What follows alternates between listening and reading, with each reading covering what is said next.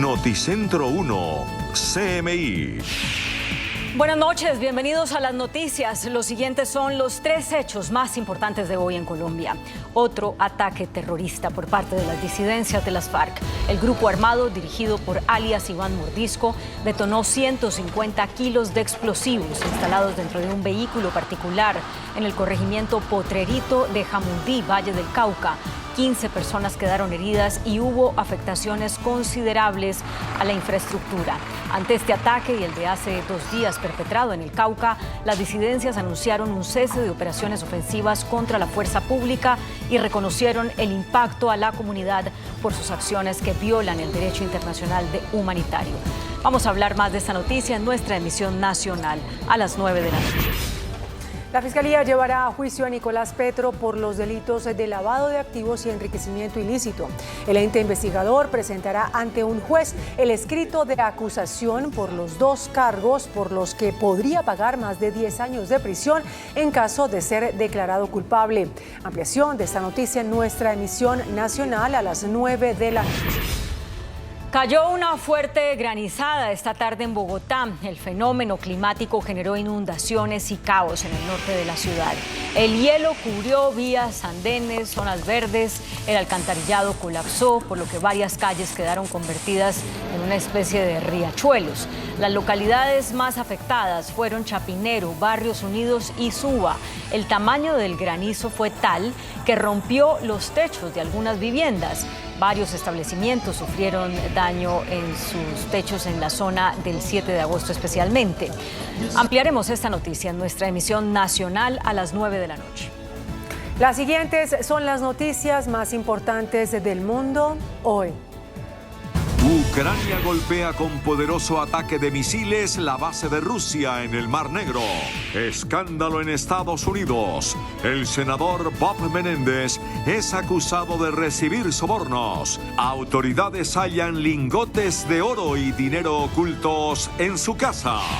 Benjamin Netanyahu asegura ante la ONU que Israel está a punto de paz histórica con Arabia Saudita. China dispara las alarmas. Deja de exportar 2 minerales que necesitan los fabricantes de chips de todo el mundo. Revelan increíble llamada de piloto de combate al 911 en Estados Unidos. No sé dónde está mi avión, le dice a la despachadora. Con Claudia Palacios y Margarita Ortega. Ucrania le propinó un duro golpe a la flota rusa en el Mar Negro al bombardear su comando central en la península de Crimea. El cuartel general de la flota rusa en el Mar Negro, en Sebastopol, en la península anexada de Crimea, fue bombardeado por Ucrania. Hasta el momento reportan un militar desaparecido y uno fallecido. Como resultado del ataque, el edificio histórico de Estado Mayor de la Flota del Mar Negro quedó en ruinas. Sebastopol es la ciudad más grande de la península de Crimea, anexionada por las fuerzas rusas en 2014. La región ha sido golpeada por varios ataques ucranianos este mes. Un sistema de defensa aérea ruso fue destruido. Un barco y un submarino tuvieron daños graves. El presidente de Ucrania, Volodymyr Zelensky, llegó a Canadá en busca de fortalecer el apoyo del primer ministro Justin Trudeau en la guerra contra Rusia. Zelensky llegó a Canadá luego de la Asamblea de la ONU en Washington, visita que ha sabido aprovechar para buscar el respaldo de uno de los principales aliados frente a la agresión rusa. Trudeau recibió a Zelensky y le reiteró su apoyo incondicional a la soberanía y la democracia, así como los valores que comparten ambos países. Desde el inicio de la guerra entre Rusia y Ucrania, el gobierno de Canadá ha sido uno de los más firmes defensores de Ucrania en el escenario internacional. Ambos líderes firmaron varios acuerdos para reforzar los lazos económicos entre sus naciones, y Ottawa se comprometió a imponer más sanciones contra Moscú. La Fiscalía de Estados Unidos acusó al senador demócrata Bob Menéndez y a su esposa de recibir sobornos por parte de empresarios. Las autoridades encontraron lingotes de oro ocultos en la casa del político. El senador estadounidense Bob Menéndez, demócrata de Nueva Jersey, y su esposa Nadine Arcelinian Menéndez han quedado imputados por delitos de corrupción.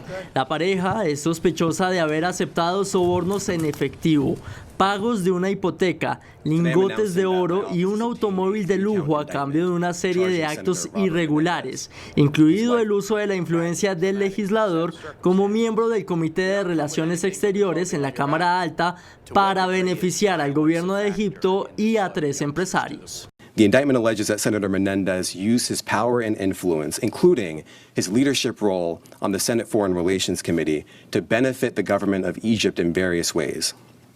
Among other actions, Senator Menendez allegedly provided sensitive, non-public U.S. government information to Egyptian officials and otherwise took steps to secretly aid the government of Egypt. Un registro en la vivienda particular del matrimonio encontró oculto casi $500,000 en efectivo, además de $100,000 en lingotes de oro, según apuntan los fiscales en el pliego de cargos.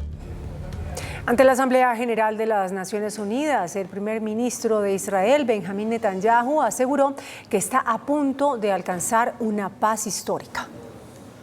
El primer ministro israelí, Benjamín Netanyahu, cree que su país está a punto de alcanzar una paz con Arabia Saudita, que predijo podrían cerrar el presidente estadounidense Joe Biden, lo que cambiaría la situación de guerra y conflictos en el Medio Oriente. I believe that we are at the cusp of an even more dramatic breakthrough, an historic peace between Israel and Saudi Arabia. Such a peace will go a long way to ending the Arab-Israeli conflict. It will encourage other Arab states to normalize their relations with Israel.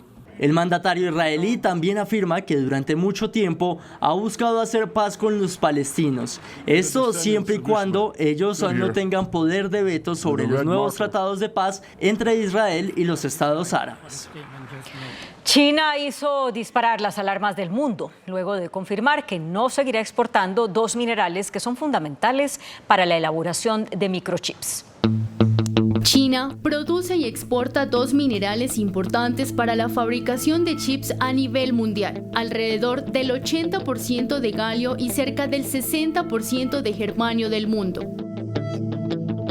Según datos de la aduana china, el mes pasado no vendió ninguno de estos elementos en los mercados internacionales, un mes después de que Beijing impusiera restricciones a las ventas del exterior alegando motivos de seguridad nacional.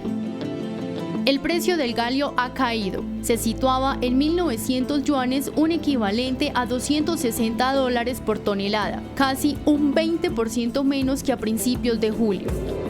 Por su parte, el germanio ha aumentado ligeramente debido a la escasez de oferta, alcanzando los 10.050 yuanes, unos $1.376 por tonelada.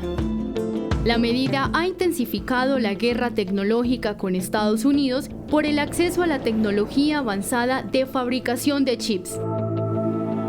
El presidente chino Xi Jinping acordó con su homólogo asirio Bashar al-Assad una relación estratégica bilateral. Para Assad, que está en el poder desde el año 2000, este sería su primer viaje oficial a China en 2 décadas.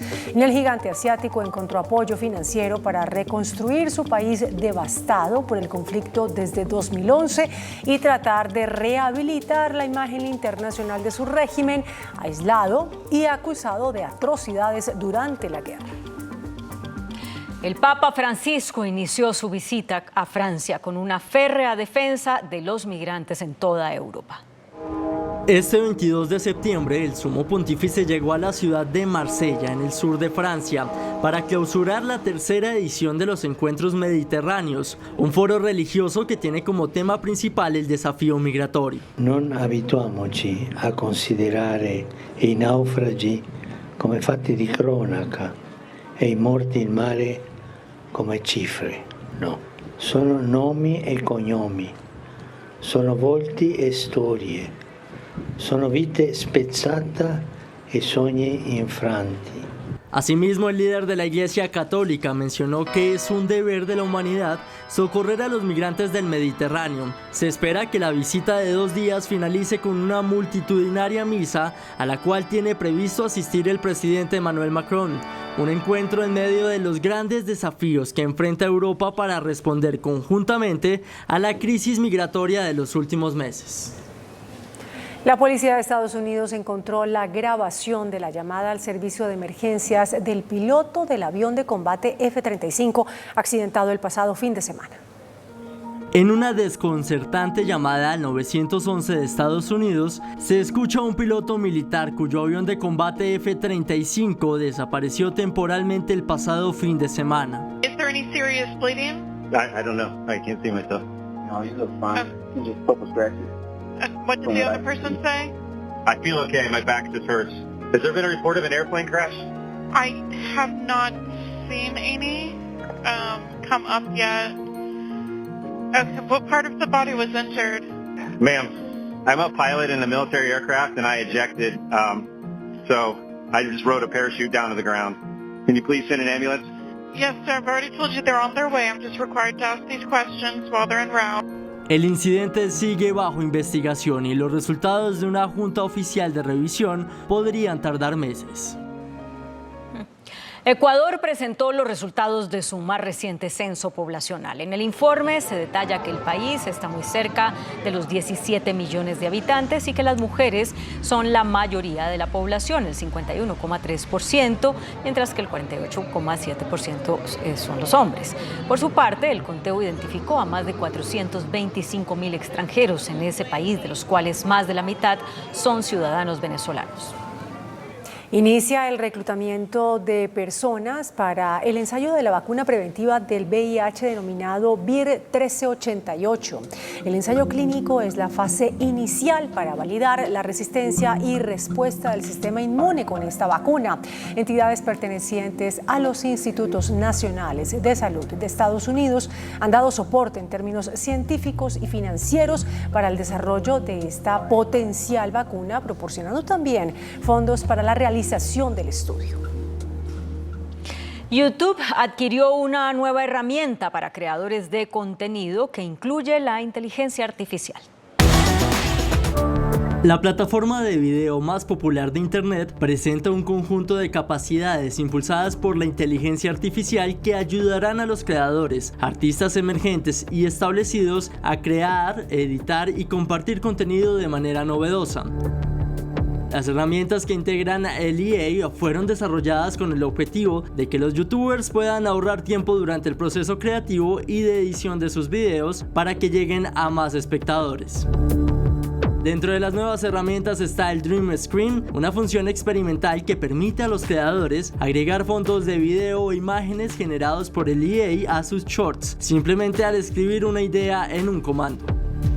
También se encuentra el Creator Music, la cual facilitará a los creadores encontrar la banda sonora perfecta para sus videos. Los autores pueden simplemente realizar una búsqueda y el EA sugerirá música libre de derechos de autor que se ajuste a sus necesidades, entre otras funciones para la edición de videos como herramientas de doblaje y espacios dentro de la plataforma que ofrezcan ideas de videos y borradores de esquemas. Muy buenas noches. Segunda parte de la entrevista con el doctor Carlos Fernando Galán, candidato a la alcaldía de Bogotá. Ayer terminó el programa, doctor Galán, preguntándole cuáles son las diferencias que van a caracterizar pues, su gobierno con las posiciones del presidente Petro. Pues Yamil, yo le decía ayer, yo voy a privilegiar los canales institucionales de diálogo, de debate con el presidente de la República y con su gobierno. Pero tenemos diferencias y son evidentes. Por ejemplo, el presidente ha manifestado en el último año que su elección como presidente le habría dado un mandato para cambiar el metro de Bogotá. Yo no comparto eso. Yo creo que el mandato lo da es la elección de alcalde de Bogotá. Y la ciudadanía de Bogotá, cuando vota por alcalde, sí vota pensando en qué proyecto quiere que se haga en Bogotá. Entonces, una diferencia va a ser esa. Yo le pido al presidente, y aprovecho este espacio también para hacerlo, y lo haré como alcalde, que respete la institucionalidad bogotana. Bogotá ya definió un proyecto que está contratado en ejecución, financiado y en curso, obviamente, de terminarse. Tenemos que terminarlo, que no entre el presidente pues, a buscar replantearlo, porque eso afectaría la autonomía de Bogotá. Generaría un costo adicional de más de 15 billones de pesos para la ciudad. Que se perdería. Que tocaría, sí, se perderían. Y además de eso, retrasaría el resultado de la obra y la terminación en por lo menos 7 años. Entonces Bogotá no quiere eso. Entonces ahí habrá una diferencia. Yo sí insistiré y me voy a plantar duro para decirle al presidente, aquí hay un mandato ciudadano que me eligió como alcalde de Bogotá y yo manifesté que pedía ese mandato para defender el proyecto como está contratado. Pero mire, doctor Galán, como usted bien lo sabe, el metro está financiado por la nación. Sí. En consecuencia, es muy complicado, ganar una pelea o ganar una diferencia cuando la plata la tiene el gobierno nacional. Al contrario, Yamil, porque ya el contrato está firmado. Ya hay un acuerdo y el gobierno nacional y la nación se comprometió con unos recursos para Bogotá. Eso ya está firmado y no tengo la menor duda de que cualquier cambio que se intente hacer, primero tendría que venir de parte de la empresa Metro, con los contratistas. Y Bogotá en mi mandato no va a permitir la demanda eso. que viene. Y vendría una demanda. Entonces, y yo estoy seguro que el Consejo de Estado o la autoridad competente en Colombia le daría la razón a Bogotá. Entonces, si usted es elegido alcalde, habrá metro de superficie. El que está contratado. El metro elevado, que ya arrancó, que tiene 24% de avance según el distrito, ese es el que vamos a defender y a terminar. Entre otras cosas, Yamil, porque esa construcción hay que decirle a los bogotanos y a las bogotanas, no va a ser fácil. Vamos a tener una construcción de una obra, la más grande de infraestructura que ha hecho Colombia será esa, y esa obra pues tendrá problemas. Usted sabe que las obras en Bogotá tienen problemas. Cuando se abre una obra hay discusiones entre entidades, se demora el acueducto en dar eventualmente un concepto. Entonces ahí tendremos que tener un equipo que acompañe y que apoye todo el proceso de construcción muy técnico, muy gerencial, que garantice que cualquier problema que surja, que se encuentra algo, se resuelve rápidamente. Si usted es elegido alcalde, doctor Galán, va a recibir una ciudad semidestruida, o la va a tener durante estos 4 años. En obra, sin lugar a dudas. Tenemos el metro que viene por la Caracas, la Villavicencio, la 1 de Mayo. Tenemos ya la Caracas en el sur, en construcción, hasta Yomasa. Tenemos la Cali en el sur en construcción. Tenemos la avenida Guayacanes, Kennedy, Bosa. En Kennedy tiene un tramo por terminar. Tenemos la avenida El Rincón en Suba, que debe llegar a la Boyacá, último tramo por terminar. La avenida La Novena en el norte. La Boyacá es un proyecto muy importante. La Boyacá hacia el norte. Eso está en discusión con el gobierno nacional y yo respaldo la posición del distrito de que esa obra se haga y se termine. Tiene que continuar. Exactamente. Y la continuará. Va a haber muchísimas obras. Y por eso, Yamil, le tengo que decir una cosa. La ciudad va a estar en obra y requiere de un plan de manejo de tráfico para enfrentar eso. Porque la gente nos dice con razón en la calle, venga, muy bien el metro y muy bien las obras, las necesitamos, pero primero háganlas bien y segundo, mientras tanto, ¿qué vamos a hacer? La ciudad ya está en una crisis de movilidad dramática que está afectando pues, la calidad de vida, el comercio, todo. Por eso se requiere un plan de manejo de tráfico, que eso es con tecnología, con gerencia en vía y con un cambio también de comportamiento. Es decir, zanahoria y garrote, cambio de comportamiento, la ciudadanía tiene que colaborar, pero la autoridad tiene que ejercerse en la vía. Voy a tener gerencia en vía en las vías principales, equipos especializados que revisen, si hay un hueco, se arregla, si hay un carro mal parqueado, se levanta, si hay un carro que se atraviesa a esperar a alguien en una vía principal, se levanta, si hay una intersección que se interrumpe por cuenta que se quedan atravesados en el semáforo en rojo, se corrige y se sanciona. Es un equipo pensando, si hay un accidente, por ejemplo, un choque simple, se levante rápidamente, ya hay herramientas de ley y de tecnología que permiten levantar un accidente rápidamente. Entonces, vamos a tener una mentalidad de dedicarnos a las vías principales a que fluyan con semaforización inteligente que ya tiene Bogotá, pero que no se aprovecha como se podría aprovechar. Se puede aprovechar mucho más para aumentar la velocidad. Entonces, un plan de choque que yo le he llamado la revolución del orden y el respeto en las vías de Bogotá y la apuesta para vigilar las obras, que son las apuestas estratégicas de movilidad en Bogotá. Pero mire, doctor Galán, le pregunto con todo respeto. Ante la opinión pública, usted tiene, según las encuestas, pues una buena imagen. Una imagen de un buen tipo querido, chévere. Pero no de un gobernante con disciplina, no de un hombre radical, no de un hombre ejecutivo. Esa imagen no la tiene. ¿Cómo hacemos para que la gente le crea lo que está diciendo? Bueno, Yamil, primero hay que decir que el alcalde no resuelve todo. Tiene que tener el liderazgo y la visión de conformar el equipo que se requiere para conformar una buena alcaldía. A mí me está apoyando una cantidad de gente extraordinaria. Fernando Ruiz, el exministro de Salud, para citarle un ejemplo. Alejandro Gaviria, para citarle otro ejemplo. Gaviria y Ruiz van a ser sus secretarios. Van a trabajar con el equipo y van a ayudarnos. ¿Van a ser sus secretarios? Ojalá aceptaran ser secretarios, pero pues son personas que han estado en ministerios. Hacen parte de su equipo. Van a ser parte, ya están en el equipo y nos van a ayudar. Y van a llegar muchos más que usted va a conocer en las próximas semanas extraordinarias. No. Va a ver. Deme uno. Juan David Aristizábal, que ya llegó, Sandra Borda, entre otros Carlos Vicente de Rú, que fue concejal de Bogotá, ha sido candidato a la alcaldía. Pero ¿cuál es el gran nombre que usted está guardando?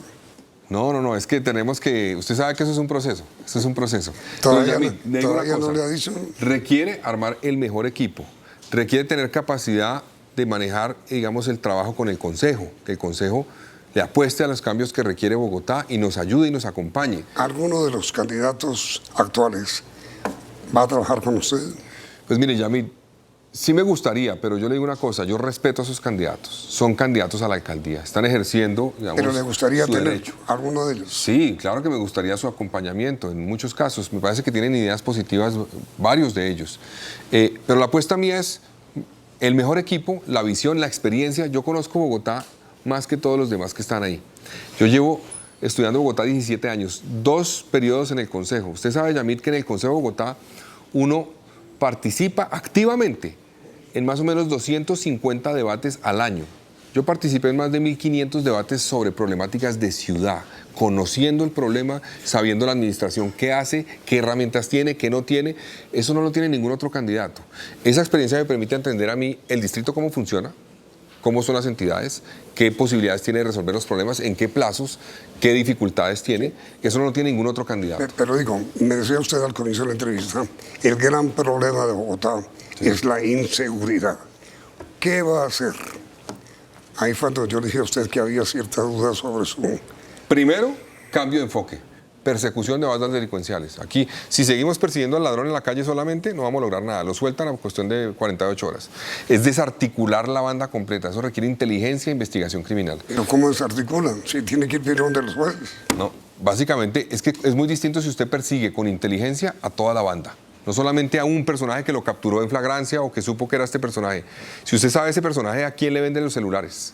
Esos celulares después, ¿cómo los comercializan? Usted no va a ir detrás solamente del señor que se robó el celular en la calle. Usted va a ir detrás de toda la banda.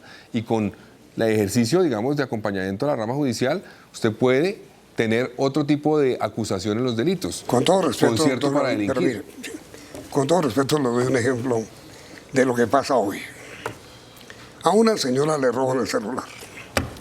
Al bandido lo detienen. Lo llevan ante un juez. Sí. Y va la señora. ¿Usted cree que la señora ante el bandido va a decir que él la robó? Usted me está planteando el tercer elemento de nuestra propuesta. El primero es luchar contra las bandas, no solamente contra el ladrón, sino con inteligencia, repito, eso requiere... Acuérdese cómo estábamos persiguiendo y perseguimos a los narcotraficantes. Es pensar en eso, es que es una banda, no es perseguir al jíbaro. Es que perseguir al ladrón es como perseguir al jíbaro simplemente. Hay que perseguir a toda la banda. ¿Cómo se mueve la plata? ¿Cómo mueven la plata? Hay que atacar toda la estructura. Pero usted me plantea un tema que es el tercero para nosotros, y es que las víctimas en Bogotá se denuncia menos de la mitad de los delitos que ocurren, porque la gente dice, por miedo... Pero perdón, interrumpa. 2 cosas ahí. Primera, usted sabe, doctor Galán, cuántas mujeres salen en Bogotá a la calle después de las 9 de la noche. Si salen una o salen 2, o tienen que ir acompañadas, o tienen que ir con guardaespaldas. Infortunadamente, Yamil, muchas tienen que salir en esos horarios y salen con miedo permanente. No, muchas no. Yo no veo una mujer sola, por la noche en Bogotá, porque están en una especie de estado de sitio. De ley seca, sí.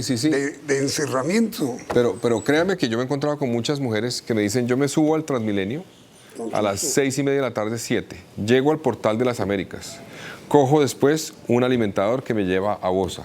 Y luego tengo que caminar 4 o 5 cuadras para llegar a mi casa a las 8, 9 o 10 de la noche. Muchas mujeres tienen que hacer eso en Bogotá, infortunadamente, y lo hacen con miedo permanente. Sí. Entonces, cuando yo digo el tema de las víctimas, es que hay que ponernos del lado de las víctimas. Primero, facilitar la denuncia, facilitar, que no sea engorroso, que no sea peligroso. Cuando una mujer tiene que ir a la URI o una persona a poner la denuncia, pues evidentemente dice, prefiero no hacerlo, porque me van a poner en riesgo. Cierto. Hay que tener otras herramientas de denuncia que proteja al ciudadano. ¿Qué es cuál? Herramientas tecnológicas, gestores de justicia que apoyen para que tengan un poder de parte de la víctima y sea el gestor de justicia el que tramite y acompañe toda la denuncia y no sea la mujer o la persona que tiene que ir a la URI a sentarse enfrente del delincuente. Pero porque que eso no lo ocurre hace muchas veces. Por pánico. Claro. Entonces, por pánico lógico. Por eso vamos a crear unos gestores de justicia que se van a encargar de eso. No que tenga la persona que ir a enfrentarse al delincuente para que tome todos sus datos y sepa quién es, dónde vive. No. ¿Qué son gestores de justicia? Personas encargadas de acompañar a una víctima y ayudarle en el proceso de denuncia y que tengan en cierta forma el poder de seguir la denuncia y que no sea obligar que no sea la misma persona. No, la persona le entrega toda la información y le presenta la denuncia al gestor. Con rostro cubierto. Y exactamente, y eventualmente ese gestor de justicia hace el trámite de la denuncia y no tiene que ser la persona que lo haga. ¿Y quién crea esa figura? ¿Usted como alcalde? En la alcaldía se puede crear. ¿Y eso lo va a hacer? Lo vamos a hacer, es una de las propuestas que tenemos precisamente para enfrentar el reto que tienen las víctimas. Las víctimas pues son en cierta forma abandonadas a su suerte. Y eso nos permite judicializar delitos que hoy no se judicializan porque no hay denuncia, por una parte. Por pánico. Por pánico. Y segundo, nos permite tener un mapa más completo de lo que realmente está ocurriendo en Bogotá. Es decir, hoy como tenemos, cuando usted llega el director de la Policía de Bogotá o la alcaldesa y le dice, en Bogotá en el 2022 hubo tantos hurtos. Eso no es cierto. Esa cifra es engañosa, porque son los hurtos que fueron denunciados. Pero la mitad no fueron denunciados. ¿La mitad? O más.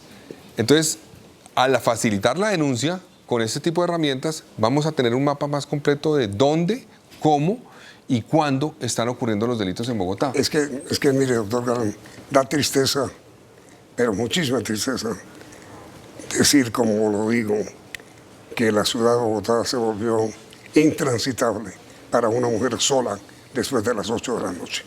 Sobre ese tema concreto, puntual, ¿qué es lo que usted piensa hacer?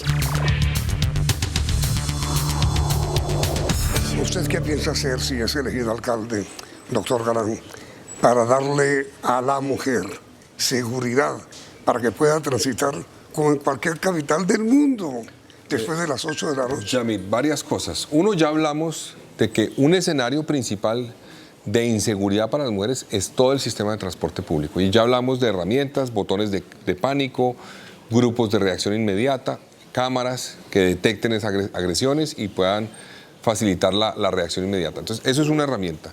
Dos, vamos a trabajar en mejor iluminación en la calle. Bogotá es una ciudad todavía muy oscura, en muchas zonas es muy oscura y eso es un ambiente perfecto para la inseguridad. Entonces, ahí tenemos que trabajar. Faltan más de 75.000 luminarias LED en Bogotá que van a ayudar a que la ciudad sea mucho más clara en horas Pero usted nocturnas. llega con la olla raspadita. Sí, vamos a buscar, por ejemplo, alianzas con el sector privado en muchos casos, alianzas público-privadas que permiten eventualmente conseguir recursos. Por ejemplo, para el tema de seguridad, tenemos que construir la segunda fase de la cárcel distrital. Ya Bogotá tiene el predio, hay dificultades presupuestales. Con una APP podemos construir esa cárcel. Y esa cárcel va a venir a complementar lo que existe hoy. No sé si Yamil sabe, en Bogotá hay casi más de 400 policías que deberían estar en la calle persiguiendo delincuentes, bandas delincuenciales, cuidando personas detenidas en estaciones de policía. Eso no tiene sentido. Bogotá necesita una nueva cárcel adicional a la distrital que tenemos hoy, por lo menos para 2.500 reclusos. Pero volviendo al tema de las mujeres, requerimos entonces iluminación, rutas, digamos, que sean acompañadas permanentemente por la policía. Hay unas rutas donde la gente, digamos, tiene que caminar porque el sistema de transporte llega hasta cierto punto y a partir de ahí, digamos, para llegar a la casa la gente tiene que caminar. Entonces, unas rutas seguras, mejor iluminación y herramientas, como le mencionaba yo a usted, de botones de pánico. Eso usted ha visto en varias ciudades del mundo que existen en las calles, en unas zonas, botones de pánico que generan una alarma.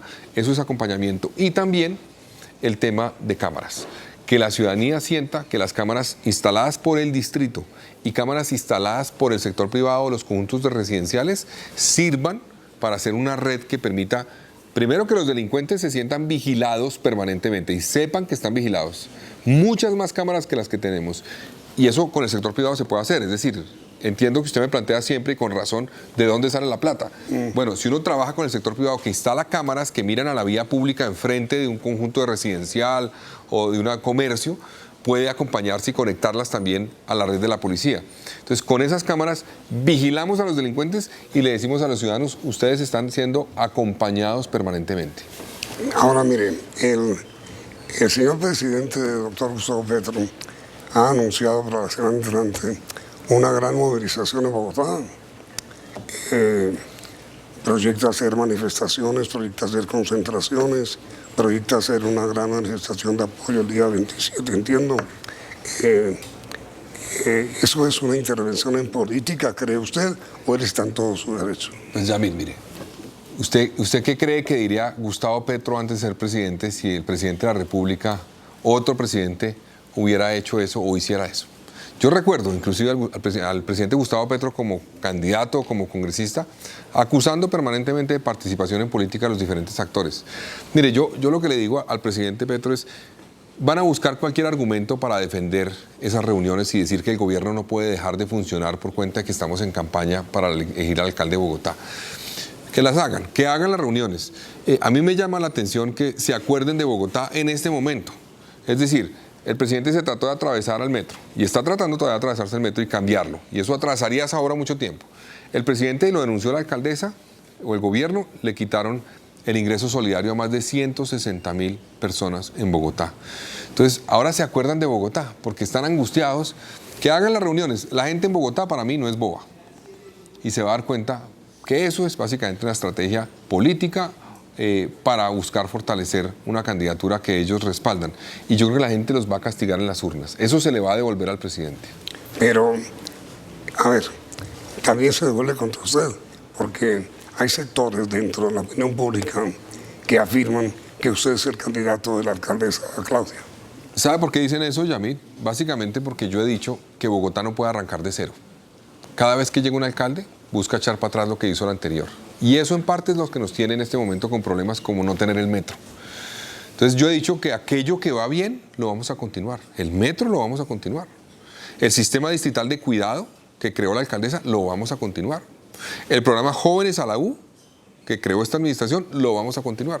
Pero también he dicho, la política de seguridad de Claudia López es un fracaso y vamos a cambiarla. La política, por ejemplo, y el manejo y control al tema de basuras en Bogotá es un fracaso. No han controlado como deberían controlar a los operadores. Doña Juana, ese es un problema que tenemos. Con los lixiviados, eso es una bomba atómica. 2.300.000 litros de lixiviados al día en el relleno de Doña Juana. Esta administración ha fallado en lo que le corresponde en varios frentes. Entonces yo tengo la capacidad de reconocer aquello que va bien, continuarlo y de corregir lo que va mal. Por eso dicen entonces que yo soy el candidato de ella o del otro. Yo soy, y lo he dicho insistentemente, el candidato que va a representar los aciertos de los exalcaldes. Aciertos de Claudia, aciertos de Peñalosa, aciertos de Petro. Eso es lo que necesita Bogotá. Un alcalde que tenga la capacidad de reconocer aquellas cosas que se han hecho bien en Bogotá y potenciarlas y sacarlas adelante y corregir lo que va mal. Un funcionario que fue alcalde de Bogotá dijo en su momento, en su campaña, que él lo que quería hacer era el gran policía, que entre cosas étnicamente es el origen de la palabra. ¿Usted qué piensa hacer? ¿El gran policía de Bogotá? No, yo voy a trabajar para recuperar la seguridad. Pero el objetivo principal de mi gobierno, Yamil, va a ser lograr que los ciudadanos al final de mi gobierno vuelvan a confiar en el gobierno de la ciudad. Vuelvan a decir, este gobierno nos está respondiendo, nos está resolviendo los problemas del día a día, nos dice la verdad. Esa confianza se rompió. ¿Y sabe cuándo se rompió principalmente? Con Samuel Moreno. Con la denuncia que yo hice, entre otras cosas, que destapó el carrusel de la contratación, se evidenció que se estaban robando a Bogotá. Ahí se rompió la confianza y desde ahí tenemos una polarización dramática. Petro, Peñalosa, Claudia, tenemos que romper eso y volver a construir confianza. Es decir, usted va a gobernar, si es elegido alcalde, con Petro. Yo voy a, claro, es que es el presidente, tengo que trabajar con el gobierno y voy a trabajar y voy a buscar con argumentos convencerlo de poner siempre los intereses de Bogotá por encima de cualquier diferencia política. Yo lo tengo que hacer y espero que el presidente lo haga también. ¿Y para eso qué va a hacer usted? Diálogo permanente con el presidente. diálogo permanente. Eso estoy listo a sentarme con los diferentes ministros a trabajar pensando, por ejemplo, cómo resolvemos el problema de entradas y salidas que tiene Bogotá. Eso es clave. Y eso es con el Ministerio de Transporte. ¿Cómo financiamos la segunda, que ya está avanzada, y la tercera línea de metro? Eso es con el gobierno nacional que lo vamos a hacer. Es con diálogo, con argumentos. ¿Y usted es de izquierda o de derecha? Depende para qué. Así me dijo Mocus hace muchos años. Hay temas en los que usted puede considerarme más de derecha porque tengo una visión de que hay que tener, por ejemplo, en el tema de seguridad, unas posiciones que pueden ser interpretadas como más de derecha, y hay temas en lo social que usted puede considerar que soy más de izquierda. Yo creo que la política no es negro o blanco, todo. Es de matices. Y esa es la apuesta mía, es construir a partir de esos matices para que Bogotá pueda llegar a unos acuerdos básicos. A ver, doctor Galán, hagamos algunas preguntas para saber si usted es de izquierda o de derecha. Muy bien. ¿Qué piensa usted del aborto? Yo respeto la decisión de la Corte. Como alcalde de Bogotá, voy a garantizar que se cumpla esa decisión, pero voy a trabajar en que reduzcamos el embarazo no deseado y el embarazo adolescente en Bogotá. ¿Qué piensa usted de fumar marihuana? Mire, yo creo que manejar la política del consumo de drogas como una política policiva es un error de persecución a quien consume. Es un tema de salud pública. Esa es mi visión y yo creo que el enfoque del manejo de la política de drogas debe ir ahí. Eso no implica no perseguir a las bandas delincuenciales que operan. Hay que perseguir al narcotráfico con toda, pero a quien consume, el trato debe ser distinto. ¿Qué piensa usted de la iglesia? Yo respeto a la iglesia y respeto la libertad de cultos en Colombia. ¿Qué piensa usted de la mujer? ¿De la mujer? Pues que obviamente en nuestra sociedad somos una sociedad machista que le ha cerrado muchas veces la puerta para que pueda desarrollar sus proyectos de vida y su potencial. Las manzanas del cuidado es una herramienta para cambiar eso y yo voy a trabajar para que eso cambie. ¿Qué piensa usted de la mujer como funcionaria pública? Pues me parece que tenemos un problema todavía en nuestro país, aunque este es un país que ha avanzado más que otros en garantizar que el género no sea un obstáculo o un motivo de discriminación. Todavía tenemos un problema grave hoy, a pesar de que se ha avanzado en algunos aspectos.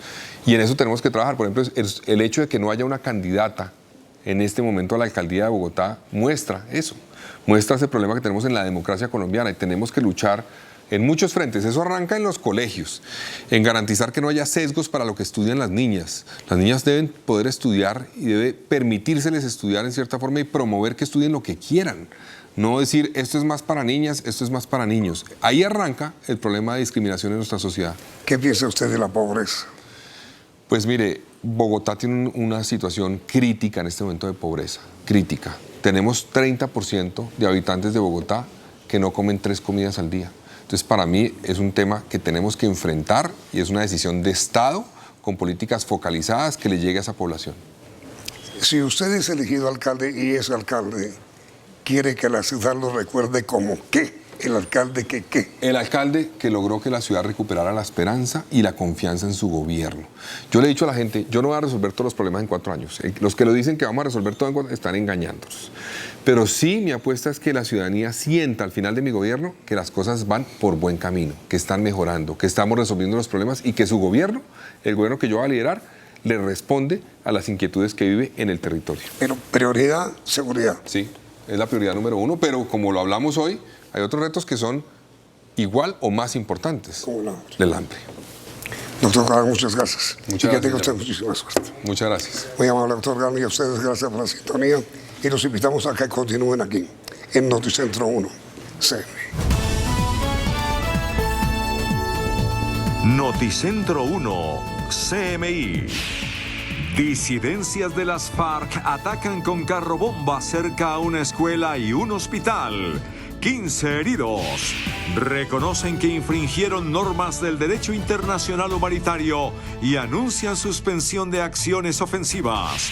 Fiscalía anuncia que llamará a juicio a Nicolás Petro por incumplimiento en acuerdo de colaboración. Juez cita a Aida Merlano para que responda por su fuga. Graves desórdenes en el sur de Bogotá. Bici taxistas se enfrentan con la policía. Granizada en Bogotá. Inundaciones, techos averiados y caos vial. Nuevo ataque de la alcaldesa a Petro. El derechista más radical no ha hecho lo que hace Petro, dice. Atraco masivo a sacerdotes y seminaristas en Puerto Colombia. Codirector del Banco de la República anuncia que no bajará tasas de interés. Cede la pobreza monetaria, pero sube la pobreza extrema, revela el DANE. Con Claudia Palacios y Margarita Ortega. Iniciamos nuestra segunda hora de noticias. Otro ataque terrorista por parte de las disidencias de las FARC. El grupo armado, comandado por alias Iván Mordisco, instaló y explotó 150 kilos de explosivos en un vehículo particular en el corregimiento Potrerito de Jamundí, en el Valle del Cauca. 15 personas quedaron heridas y hubo afectaciones considerables de viviendas. Las disidencias reconocieron que violaron el derecho internacional humanitario y anunciaron un cese de los ataques a la fuerza pública. La impotencia, la desolación y el temor se apoderaron nuevamente del suroccidente del país. Horrible, horrible. Yo no sé por qué nos ponen estas cosas a intranquilizarnos la vida. Miren todo lo que pasó. Yo sí, hace rato he querido irme de ahí, pero ¿quién me compra el rancho? Hoy a las 7:40 de la mañana explotó un carro bomba. Estaba cargado con 150 kilos de explosivos. El hecho se registró en inmediaciones de la subestación de policía del corregimiento de Potrerito, municipio de Jamundí, Valle del Cauca. Balance negativo, sin víctimas fatales, 15 lesionados, 4 de ellos menores de edad, 5 viviendas, una escuela y 3 vehículos afectados. Luego de este ataque, el segundo en menos de 2 días, las disidencias de Iván Mordisco se pronunciaron por medio de este comunicado, lamentando y aceptando que infringieron las normas del derecho internacional humanitario al explotar un primer carrobomba en Timba, Cauca. Que lamentamos profundamente los hechos ocurridos en el corregimiento de Timba, Cauca, en una acción de guerra contra la estación de policía ubicada en medio de la población civil, entre un colegio y un hospital, infringiendo normas del derecho internacional humanitario. En el mismo comunicado hacen referencia a una imprecisión de la acción ofensiva. Reconocemos como error la imprecisión en esta acción militar en la que resultaron 2 civiles muertos y 5 heridos. Ante los 2 últimos ataques violentos, las disidencias de las FARC del Estado Mayor Central anunciaron un cese de acciones ofensivas. La suspensión de acciones ofensivas en todo el territorio nacional contra las fuerzas militares y policiales. Una orden impartida a todos los frentes, según expresan en el texto. Ordenamos a todos los frentes, columnas y compañías pertenecientes a las FARC-EP suspender las acciones ofensivas en todo el territorio nacional contra la fuerza pública. Luego de este comunicado de las disidencias de las FARC, el alto comisionado para la paz, Danilo Rueda, se pronunció por medio de un video difundido a medios de comunicación. Gracias al clamor de las comunidades y las organizaciones sociales, hemos logrado que el MC-FARC asuma el compromiso de un cese unilateral en respuesta a las comunidades y en coherencia con la construcción de paz que nos merecemos en este país. Reconocer este gesto significa que se genera un ambiente importante para que el próximo 8 de octubre podamos instalar esa mesa. Por su parte, las autoridades ofrecieron una recompensa de 70 millones de pesos por información de autores materiales e intelectuales del más reciente ataque en el suroccidente del país. El ministro de Defensa, Iván Velásquez, dijo que los operativos contra las disidencias de las FARC seguirán adelante y con más contundencia. Durante su visita al corregimiento de Potrerito en el municipio de Jamundí, Valle del Cauca, el ministro de Defensa, Iván Velásquez, reiteró el compromiso de la fuerza pública para garantizar la seguridad de los habitantes en todo el país, a pesar del anuncio de las disidencias de una tregua unilateral. El que lo hayan anunciado no significa que va a haber una disminución en el accionar de la fuerza pública. Hay una responsabilidad de la fuerza pública que la va a seguir asumiendo, acciones en las que van a continuar. Adicional a esto, el ministro aseguró que reforzarán las fuerzas militares en el Valle del Cauca con la llegada de 6 nuevos pelotones al departamento que buscan lograr la recuperación total del territorio. Por el atentado en Jamundí resultó gravemente afectada la institución educativa de Potrerito, a la que normalmente asisten cerca de 200 estudiantes cada día. Hoy, afortunada y milagrosamente, no había estudiantes a la hora del atentado, pues justamente la institución había ordenado días sin clases por luto escolar para rechazar la muerte de la docente Luz Estela Balanta, ocurrida el miércoles de esta semana por el atentado terrorista de las mismas disidencias en Timba, corregimiento del Cauca. Por su parte, el presidente Gustavo Petro, al condenar el acto terrorista en Jamundí, Valle del Cauca, aseguró que el gobierno no cederá ante los violentos. El presidente de la República, Gustavo Petro, se pronunció por medio de Twitter sobre el atentado perpetrado en Jamundí, Valle del Cauca. Repudiable atentado en Jamundí Valle. Seguimos afectando las economías ilegales y la reacción son hechos de violencia. No cederemos. La fuerza pública debe copar militarmente el territorio y como gobierno llegaremos de manera integral a estas poblaciones. El alto comisionado para la paz, Danilo Rueda, también se pronunció por medio de un trino, afirmando que el pueblo fue bofeteado. La violencia es inadmisible en un país que anhela la paz con justicia social. El Estado Mayor Central de las FARC bofetea al pueblo. La paz es con hechos. Rechazamos el atentado contra la estación de policía de Potrerito, Jamundí, que lesionó a 5 personas. Toda nuestra solidaridad con ellos. Esta arremetida terrorista de los últimos días por parte de las disidencias de las FARC al mando de alias Iván Mordisco es una respuesta a la llegada del ejército hasta El Plateado, en Argelia, Cauca, donde ese grupo ilegal maneja el 70% del negocio de la cocaína. Esto fue lo que afirmó el ministro del Interior, Luis Fernando Velasco. La arremetida terrorista de los últimos días que afecta al sur del país se ha dado porque el gobierno de la fuerza pública llegó hasta El Plateado, corregimiento del municipio de Argelia, donde dominan las disidencias al mando de Iván Mordisco, dijo el ministro del Interior, Luis Fernando Velasco. Como estamos entrando a Argelia, estamos llegando al Plateado, no les tomamos las zonas altas del Plateado, ellos intentan con golpes terroristas sacarnos de la zona, distraernos de ese objetivo, y el presidente ha sido muy claro. Se mantiene el objetivo de recuperar El Plateado, de acabar el negocio de la cocaína en la olla del Micay, porque entendemos que eso nos ayuda a ganar la guerra y se va a fortalecer, como evidentemente se está fortaleciendo con Policía y Ejército, el resto del departamento del Cauca y algunas zonas de Nariño y el Valle que reciben el coletazo de esta acción que adelanta el Ejército Nacional. Según Velasco, estas disidencias viven del narcotráfico. Ahí se produce el 75% de la cocaína que las MCE utilizan para financiar su guerra en el suroccidente colombiano. El ministro dijo que comprende el escepticismo de la población colombiana frente al proceso de paz por estas acciones terroristas. Un informe en poder del gobierno nacional da cuenta de más de 400 ataques perpetrados por las disidencias de las FARC este año en el país. Las disidencias entre el 1 de enero y el 30 de junio de este año perpetraron 298 acciones ofensivas en contra de la fuerza pública, esto en medio de un cese del fuego bilateral. Fueron 23 confrontaciones armadas, de estas 10 por el Estado Mayor de las FARC y 13 por la Segunda Marquetalia. Las regiones más afectadas, Cauca, Norte de Santander, Nariño, Caquetá y El Meta. Desde el 1 de julio al 18 de septiembre, sin cese del fuego bilateral, se registraron 330 acciones violentas, dejando a 24 civiles muertos, 15 hombres del ejército asesinados y 12 de la policía.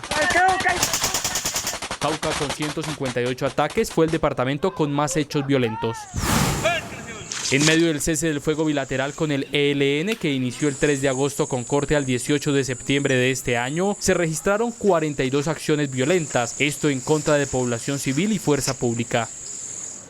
Ante el Consejo Permanente de la OEA, la vicepresidenta Francia Márquez dijo que todavía hay cosas por resolver con los grupos armados para lograr la paz. Muchas gracias. La vicepresidenta además señaló en una declaración a medios de comunicación que están saboteando la paz. Ha sido un paso importante el esfuerzo que hizo el expresidente Juan Manuel Santos en buscar resolver un conflicto con las FARC. Ha evitado muertes, ha contribuido de alguna manera en ese camino de conflicto armado histórico. Sin embargo, aún todavía tenemos unos conflictos por resolver con distintos actores armados. Márquez agradeció a la OEA por el respaldo a los diálogos con el ELN. El otrora conocido como carcelero de las ex-FARC, hoy convertido en gestor de paz, Alexander Farfán, alias Gafas, personaje central de la Operación Jaque, habló por primera vez sobre este tema y dijo que ha tratado de contar su versión sobre lo sucedido, pero reveló que no fue escuchado por la Comisión de la Verdad. Según Gafas, la realidad sobre la Operación Jaque la dirá el tiempo y la Comisión de la Verdad. Si yo me pongo en este momento a decir lo que yo sé, porque yo sí estuve ahí, yo conozco la verdad, entonces sería como ahorrarles el trabajito a ellos. Entonces, dejémoslos que ellos hagan ese trabajo. Dijo que intentó comunicarse con el padre Francisco de Ruc, pero nunca fue escuchado. Cuando salí de la cárcel la vez pasada, yo le escribí al padre de la RUC. Le dije, hágame el favor y me atiende, yo quiero hablar. Nunca me llamaron. Entonces, como no me llamaron, entonces tampoco pues... Pero creo que esa es la función de ellos como Comisión de la Verdad. Gafas, quien había firmado la paz con las extintas FARC, regresó a las armas y abandonó el proceso. Firmé, pero como el gobierno no cumplió, entonces tocó volver, 2 años después de la firma, tocó volver a retomar las armas, por falta de cumplimiento del gobierno. Fue claro en lo que se viene con el proceso de paz, con el llamado Estado Mayor Central, e hizo una advertencia. Se viene un proceso de paz nuevo. Ojalá que se le dé cumplimiento, porque si no se le da cumplimiento, mucha gente vuelve y retoma las armas. Sobre su papel ahora como gestor de paz, dijo que era una gran responsabilidad.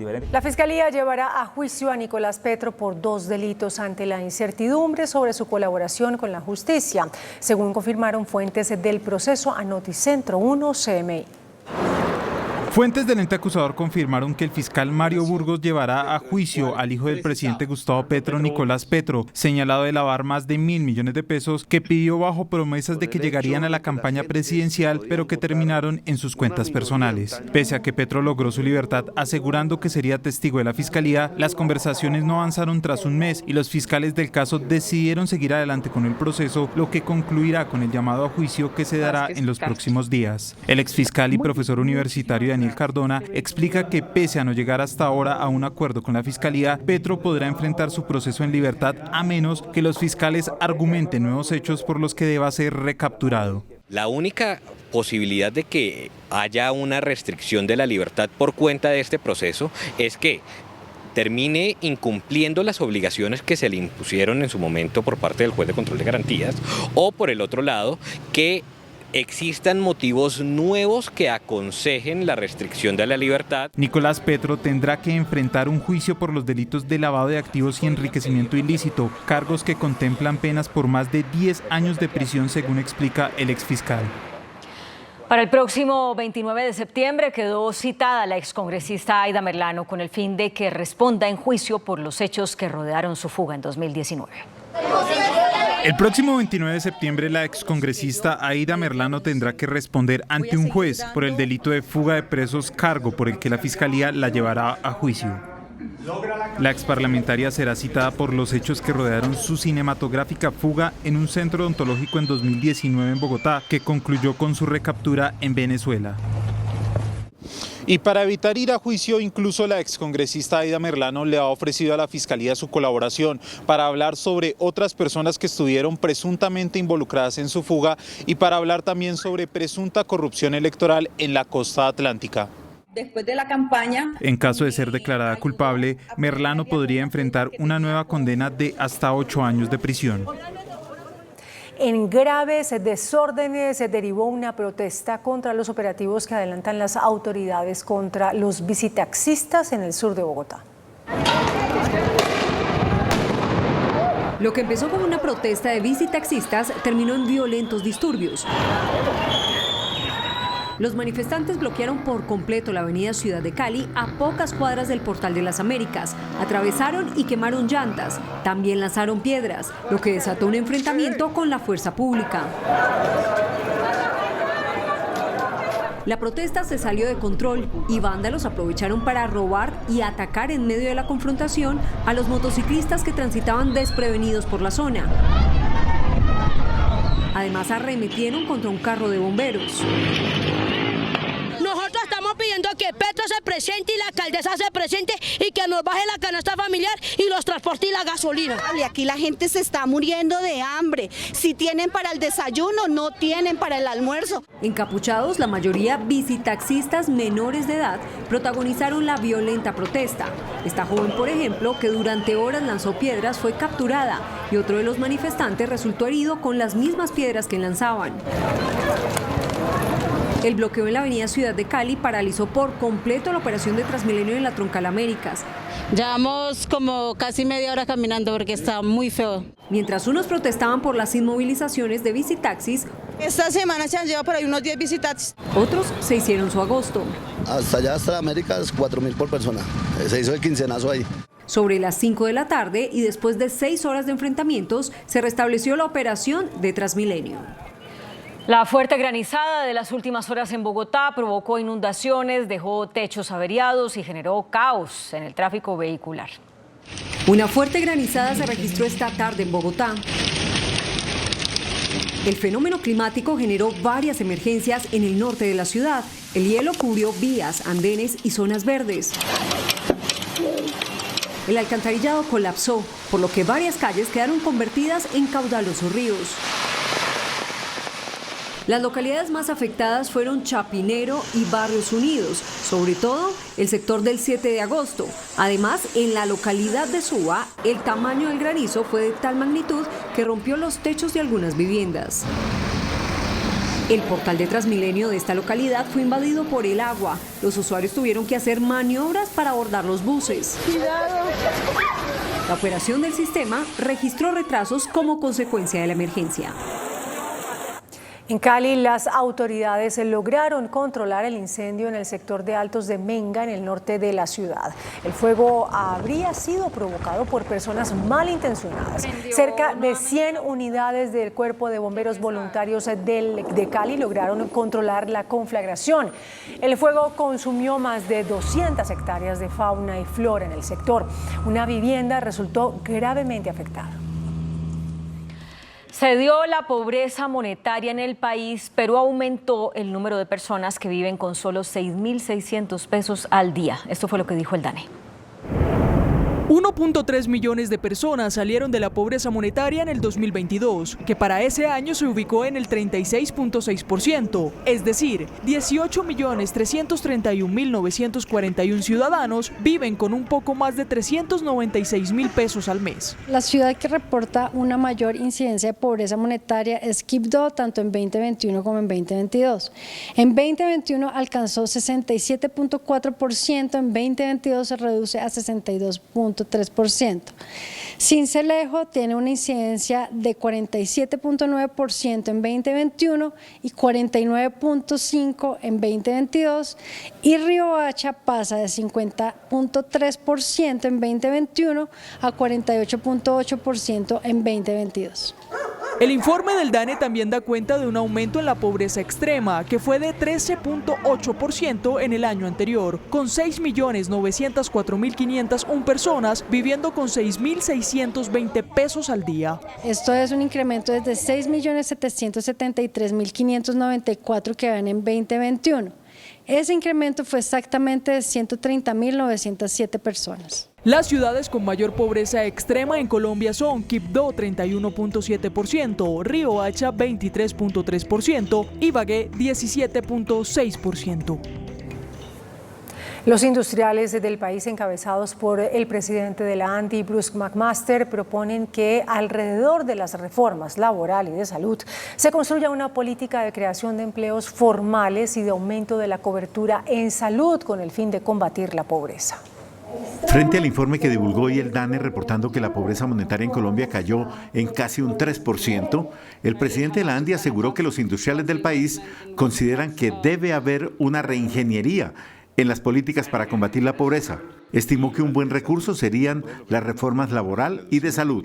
Pues debería, porque las dos reformas deberían concentrarse en eso. Las reformas tienen que, por ejemplo, generar más empleo para más gente, tienen que generar más empleo formal para más gente, tienen que garantizar la cobertura, por supuesto, de la salud y la atención de los pacientes. Entonces las reformas tienen que ir realmente armonizadas a todas las políticas de reducción de pobreza y de reducción de la inequidad de nuestro país. El representante del gremio de los industriales recalcó que el empleo informal es una forma de reproducir y perpetuar la pobreza. Oigan esto, abro comillas, ni la derecha más radical recortó los subsidios a los pobres como lo hizo Petro, cierro comillas. La frase es de la alcaldesa de Bogotá, Claudia López, quien le pidió al presidente Petro reconsiderar su política social. La alcaldesa Claudia López agudizó las críticas contra el gobierno de Gustavo Petro por los subsidios para los hogares más pobres. Ni la más rancia derecha le ha dado esa respuesta a los hogares pobres en Bogotá y en Colombia. Así que yo sí espero que el gobierno nacional reconsidere esa política. Y es que solo 105.000 personas están recibiendo subsidio de la nación, insuficiente a juicio de la mandataria. Yo sí esperaba que el gobierno del presidente Petro cubriera más familias en pobreza. Lo que nos han dicho es que menos. Entonces, bueno, pues me doy por notificada. Nosotros no vamos a dejar a familias expuestas a pobreza y a hambre en medio de bajo crecimiento y alta inflación, que ha sido el resultado económico del primer año del gobierno nacional. Solo hasta el próximo martes y después de meses de espera, la alcaldesa Claudia López se reunirá con la directora del Departamento para la Prosperidad Social, con el fin de buscar ampliar la cobertura de subsidios. La Procuradora General Margarita Cabello aseguró que varias autoridades locales estarían participando en política aprovechando los vacíos en la legislación. Sin dar nombres, la procuradora Cabello sugirió hoy que en varias regiones del país, alcaldes y gobernadores estarían respaldando a candidatos. Se mueven en unas zonas grises aprovechando algunos vacíos legales que tenemos todavía en nuestro país, de tal manera que en apariencia actúan y opinan como si estuvieran alejados de cualquier sanción o cualquier prohibición. Aseguró que no todo vale en política y les hizo una advertencia, pues ya los tendrían identificados. Se cuidan todos esos servidores públicos de no incurrir en la taxatividad de las prohibiciones, pero en el fondo desafían a nuestros órganos de control, a nosotros como órganos de control y a otros, y en realidad lo que hacen es que con una especie de artilugios y de eufemismos dejan la sensación en el pueblo de estar parcializados. Cabello aseguró que el reporte de candidatos inhabilitados aumentó a 724. La Corte Suprema de Justicia precisó que el porte de drogas alucinógenas para compartir con allegados o en esferas íntimas no debe ser penalizado. El pronunciamiento lo hizo la Corte al absolver a una mujer que había sido sorprendida con 2 gramos de cocaína en su cabello. Los llevaba ocultos para compartirlos con su compañero sentimental, que estaba detenido en una estación de policía. La Corte encontró que la mujer no se propuso comercializar el estupefaciente y precisó que incurrió en el concepto de consumo compartido, que tiene características similares al consumo personal.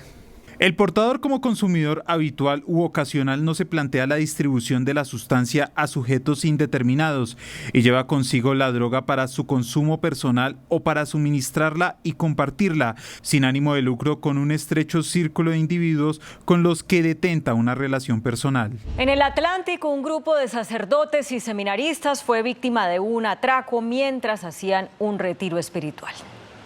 La tranquilidad del Seminario Regional de la Costa Juan 23 fue interrumpida. 10 delincuentes armados irrumpieron en el centro de formación religiosa. Estuvieron entre las 11 de la noche del jueves y las 2 de la mañana de este viernes. Los antisociales hurtaron elementos de valor de seminaristas y sacerdotes que descansaban después de un retiro espiritual. Ya se logró establecer que estos sujetos ingresaron portando prendas de vigilancia privada y los vamos a capturar. Los antisociales burlaron la seguridad con la que cuenta el seminario. La Corte Suprema de Justicia advirtió hoy que hay conductas de matoneo escolar o bullying que son delictivas. La Corte confirmó una condena de 1 año de internamiento en un centro especial que fue dictada contra un hombre que hoy tiene 25 años, pero que para el momento de los hechos tenía 14.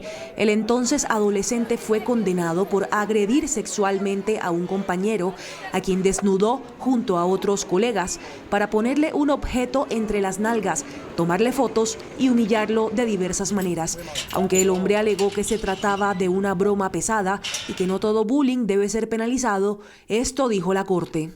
Pueden existir comportamientos de acoso juvenil al interior de grupos escolares, deportivos, de recreación, etcétera, que ciertamente no sean delitos, pero en esa realidad per se no excluye que algún hecho en ese contexto sí lo sea.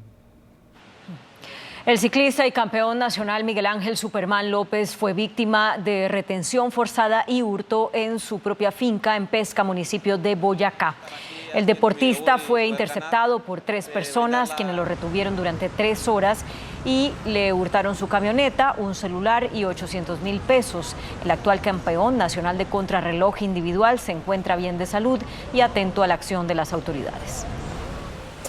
Habitantes de La Calera y El Verjón bloquearon el paso vehicular en la vía Bogotá-La Calera. Los manifestantes reclaman una tarifa diferencial en el peaje de Patios. Actualmente pagan 5.700 pesos y solicitan una tarifa justa de máximo 3.100 pesos para quienes residen en El Verjón y en las veredas contiguas a Bogotá. En otros temas, los objetivos de desarrollo sostenible para mitigar el impacto del cambio climático y mejorar la situación económica y social de las poblaciones más vulnerables solo se pueden cumplir si hay una alianza sincera y sin conflictos ni polarizaciones entre los sectores público y privado. Eso comentaron los participantes de la Cumbre Internacional sobre el tema de los objetivos de desarrollo sostenible que sesiona en Bogotá.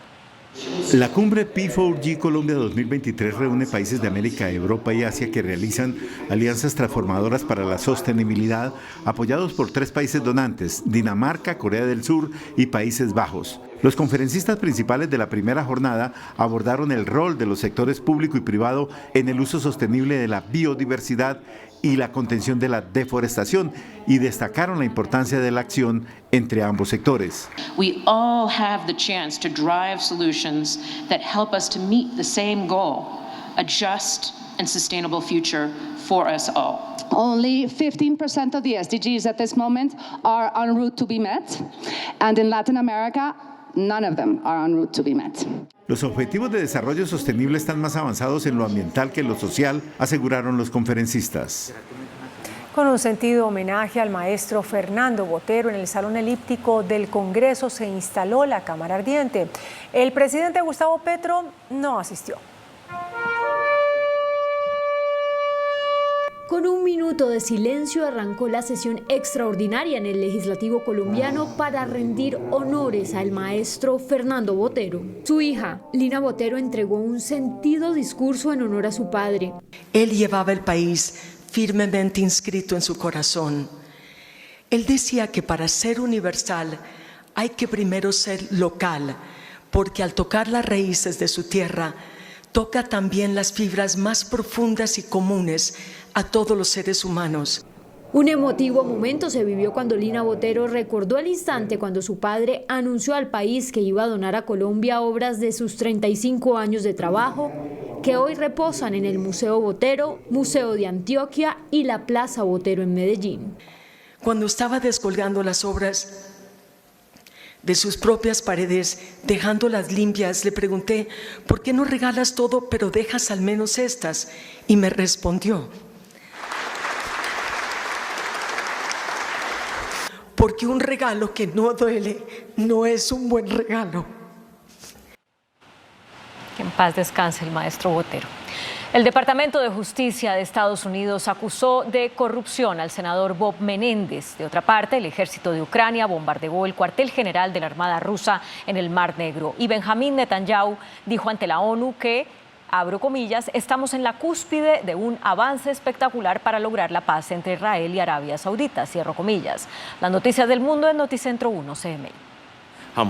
El senador estadounidense Bob Menéndez, demócrata de Nueva Jersey, y su esposa Nadine Arslanian Menéndez han quedado imputados por delitos de corrupción, incluido el uso de influencias del legislador como miembro del Comité de Relaciones Exteriores en la Cámara Alta para beneficiar al gobierno de Egipto y a 3 empresarios. El cuartel general de la flota rusa en el Mar Negro, en Sebastopol, en la península anexada de Crimea, fue bombardeado por Ucrania, en el que reportaron un militar desaparecido y 1 fallecido. Como resultado del ataque, el edificio histórico de Estado Mayor de la Flota del Mar Negro quedó en ruinas. Ante la Asamblea General de las Naciones Unidas, el primer ministro israelí Benjamin Netanyahu afirmó que su país está a punto de alcanzar una paz con Arabia Saudita. También predijo que el presidente estadounidense Joe Biden puede cambiar la situación de guerra y conflictos en el Medio Oriente. El codirector del Banco de la República, Roberto Steiner, sostiene que Colombia no tiene las condiciones para bajar las tasas de interés. El codirector del Banco de la República a título personal sostuvo que el país no está en las condiciones de bajar las tasas de interés. Colombia no está en la posición de otros países que ya lograron revertir el proceso inflacionario y se pueden dar el lujo de empezar a bajar sus tasas de interés. Nosotros, ojalá estemos allá pronto, quizás lo vamos a estar cuando estemos allá con seguridad.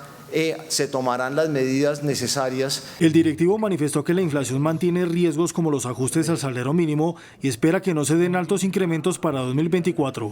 No saquen del sombrero un número de que la productividad está aumentando mágicamente y trasladen eso a aumentos en el salario mínimo para el año entrante.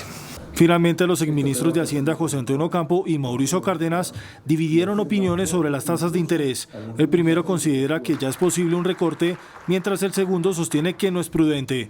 El Banco de la República tendrá la última palabra. Autoridades del sector financiero advirtieron que Colombia está por perder la categoría de economía emergente, lo que pone en riesgo la inversión.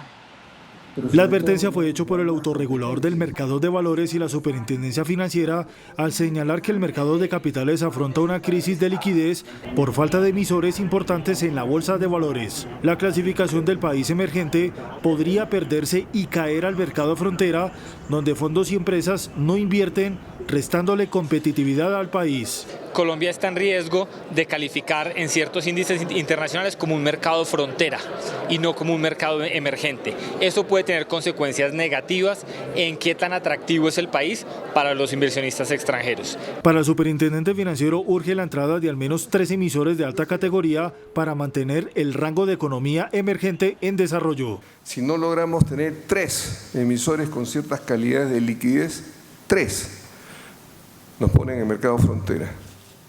Y es una situación muy complicada. La Sobancaria sostiene que en 10 años Colombia ha perdido capitalización bursátil. La de Colombia pasó de 51 a 21. Nosotros destruimos más de la mitad de la capitalización bursátil de Colombia en 10 años. Se insistirá en materia regulatoria y normativa para generar un mercado más atractivo a los inversionistas. El presidente de Asofondo, Santiago Montenegro, afirmó que la reforma pensional le resta inversiones al mercado de capitales. La noticia económica del día. A la preocupación sobre el mercado de capitales se suman los fondos privados que con la reforma pensional perderían participación. Actores del Banco de la República llamaron la atención del gobierno para que analicen el proyecto de ley, ya que la propuesta actual marchitaría los fondos y por ende saldría del mercado un sector de altos recursos.